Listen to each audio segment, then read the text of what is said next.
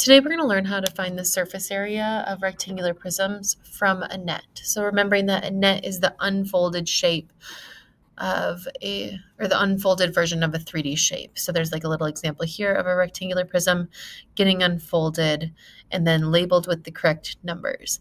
The reason why we had to learn how to label the net with the correct numbers is to find surface area.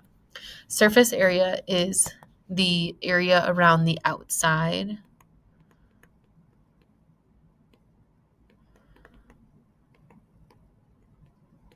of the 3D object.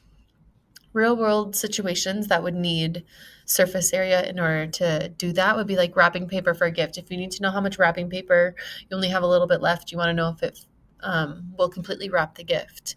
How much cardboard to make a box. Let's say you own a business and you need to ship items in cardboard boxes, and you need to know how much cardboard you need to buy to construct these boxes.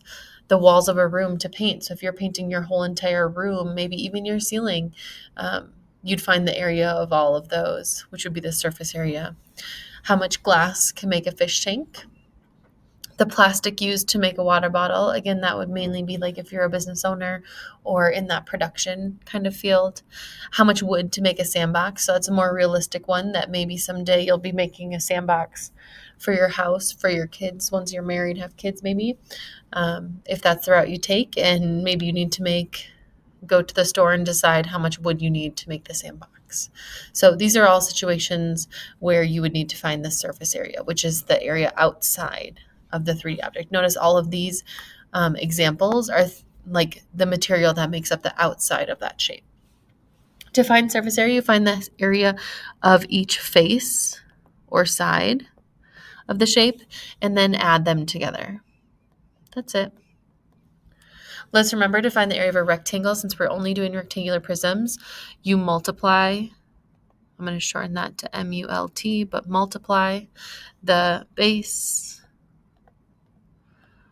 times the height, or length times the width, whichever words you'd like to use. Okay, so an example here, we would go through and we just find the area of every single rectangle and then add them up. So in this rectangle right here, we've got a base of 3, height of 4, so we would do 3 times 4, which is 12. Then the next rectangle, we have a base of 3 and a height of 5, so 3 times 5 would be 15. Now remembering when we were drawing those nets, it goes every other and they're going to be the same. So then the next one would also be 3 by 4, which is 12. And the next one would also be 3 by 5, which would be 15. Okay. If you don't remember that it alternates every other being the same, then you could just use those numbers again quickly to find that area. Not too bad. Last but not least, we have to do those left and right sides. The base is 4, the height is 5, so 4 times 5, 20. And then the left side is always the same as the right side, so 4 times 5, again, would be 20. Last thing we have to do is add all of those up. For this unit, you will be able to use a calculator. So we'll do 20 plus 20. You could also do some mental math here.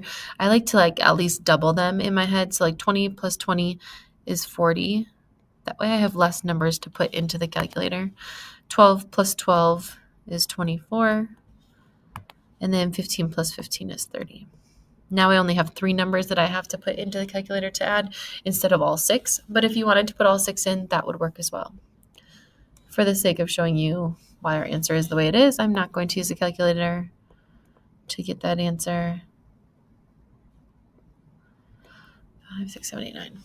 Surface area. So surface area, just like area of a rectangle, is something squared. So we don't have units here. So when we don't have units, we call it units because we don't know what they are.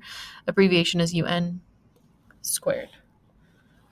Because it's still just an area, our answer is still just to the power of 2. And that is how you find the surface area of a net. All right, so let's try again.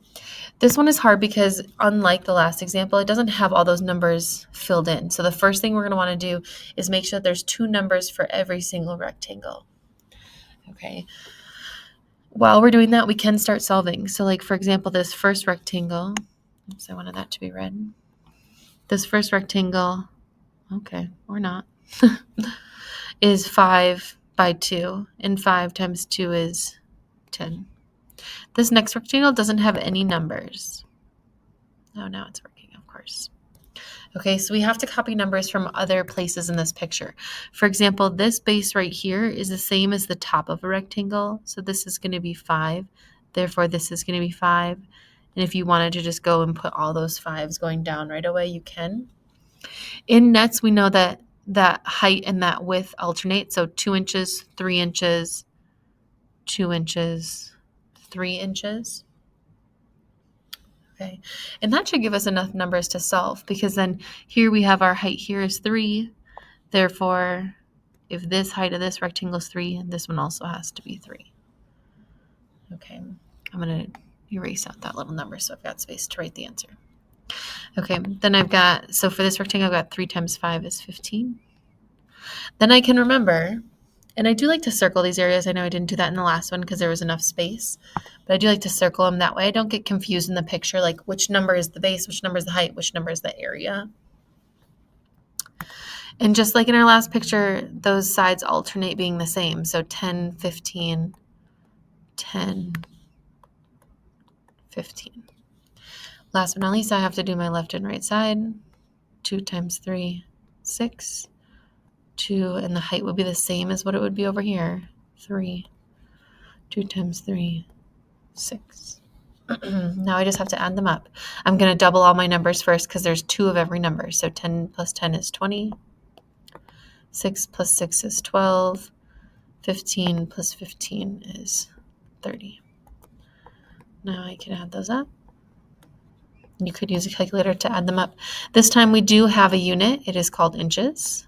So we do inches squared, or inches to the power of 2. Okay. Last example we're going to do here today is when you're not given a net. The first thing you'd have to do is then to draw that net. So we always start, remember, well, just by drawing our net of a rectangular prism, which is 4 rectangles going down and a left and right side. Okay, then we can fill in that length that's in the front. That length goes straight down for all the rectangles, since that length for every rectangle has to be the same. Then we fill in our height and our width, alternated every other. So it'd be 5, 6, 5, 6. Since this piece right here is 5, that means this piece right here also has to be 5, so that it would close to make a corner. And then we fill in that width, 5, 6, 5, 6. Last thing we do is copy paste that right side over to the left side.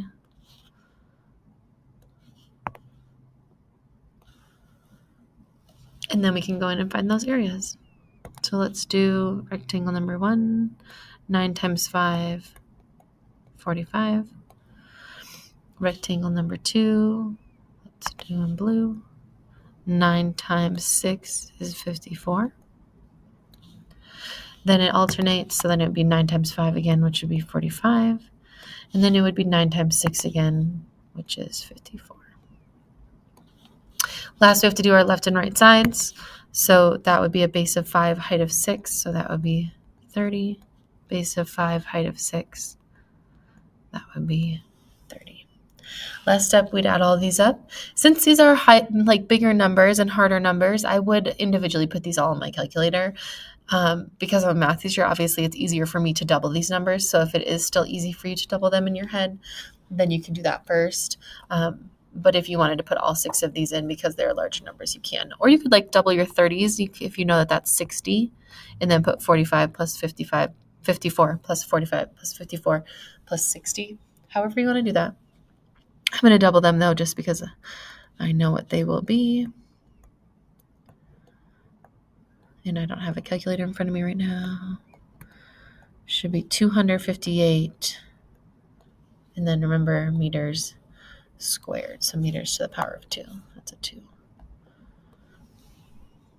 Okay. And that is how you would find the surface area from a net.